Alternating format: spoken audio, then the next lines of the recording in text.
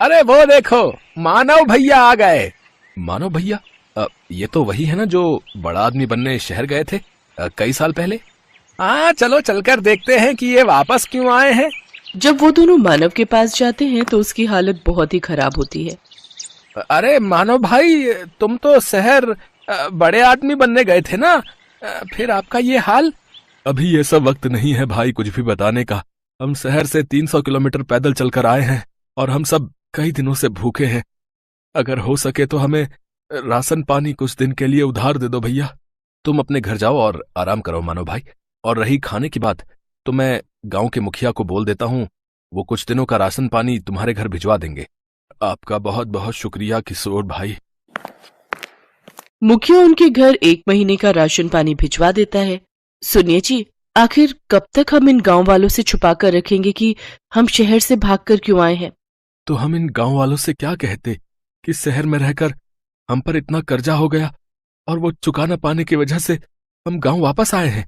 फिर तो ये हमें जो राशन पानी मिला है वो भी नहीं मिलता। ये तो आप ठीक कह रहे हैं जी। देखो रमा, जो किस्मत में लिखा है उसे कोई नहीं टाल सकता। चलो आप सो जाओ, रात बहुत हो गई है।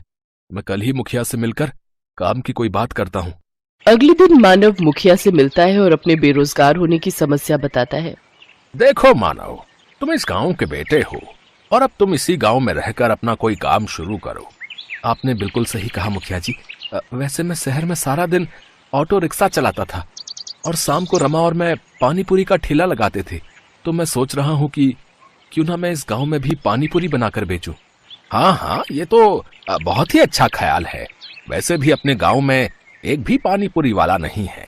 अपना खेत गिरवी रखकर मानव और रमा ने पानीपुरी का ठेला खोल लिया। वो ठेला लगाकर बैठे थे, तभी वहां उसका बचपन का दोस्त विनोद आ गया, जो कि एक गांव से दूसरे गांव तक ऑटो चलाता था। अरे वाह, आज मेरा दोस्त नए काम की शुरुआत कर रहा है, लेकिन तेरे चेहरे पर इतनी उदासी क्यों है? क्या बताऊं यार, ठेला लगाए पूरे 2 घंटे हो गए लेकिन अभी भी एक भी बोनी नहीं हुई। अच्छा बता, कितने की प्लेट दे रहा है तू इन गोलगप्पों की? भैया 10 रुपए के 5 गोलगप्पे हैं बस। अच्छा भाभी, फिर तो मेरे लिए 1 प्लेट लगा दीजिए। मानव उसको गोलगप्पे बनाकर खिलाने लगा। उनको चखते ही विनोद ने कहा, अरे वाह, ये तो सचमुच किसी अमृत समान है। कुछ ही दिनों में उनका पानीपुरी का काम बहुत अच्छे से चलने लगता है। एक दिन मुखिया जी उसके ठेले पर आते हैं। मानव, मैं तुमसे एक बात कहना चाहता हूँ। जी कहिए मुखिया जी। मानव, तुम्हारी पानीपुरी आसपास के गांव में भी बहुत प्रसिद्ध है। मैं चाहता हूँ कि तुम ढेर सारी पानीपुरी बनाओ और गांव के और आसपास के गांव वालों को भी ये पानीपुरी खिलाओ और आने वाले चुनाव में मेरे नाम का प्रचार करो। क्यों नहीं मुखिया जी, आपने मेरी मदद उस वक्त की थी जब मैं खाली हाथ इस गांव से लौटा था, तो भला मैं आपको इनकार कैसे कर सकता हूँ। मैं आपकी मदद जरूर करूंगा। बहुत बहुत धन्यवाद मानव बेटा। अच्छा, अब मैं चलता हूँ। है आपने हाँ तो कर दीजिए, लेकिन अब हम इतनी सारी पानीपुरी बनाएंगे कैसे? हमारे पास सामान के लिए इतने पैसे कहाँ से आएंगे?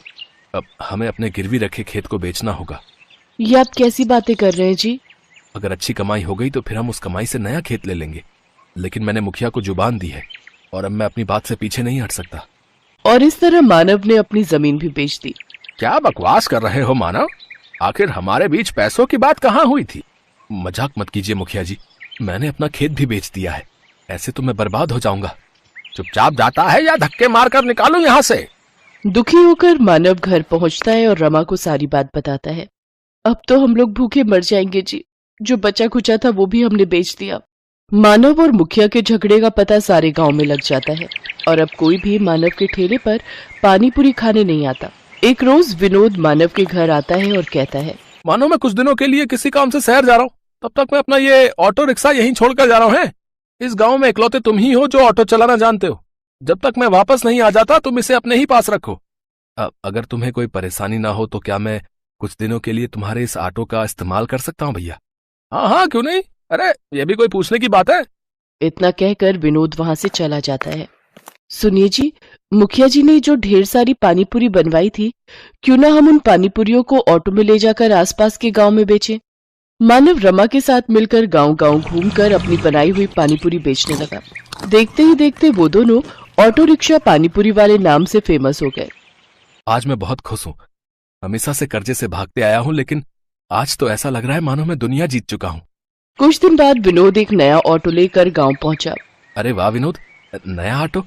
लेकिन तेरे पास तो पहले से ही ऑटो है ना? फिर ये किस लिए? अरे वो ऑटो अब पुराना हो चुका है यार, और मैं उसे बेचने की भी सोच रहा हूँ। मैं अब एक गांव से दूसरे गांव की सवारियां छोड़ने की बजाय गांव से शहर तक की सवारियों को छोड़ूंगा।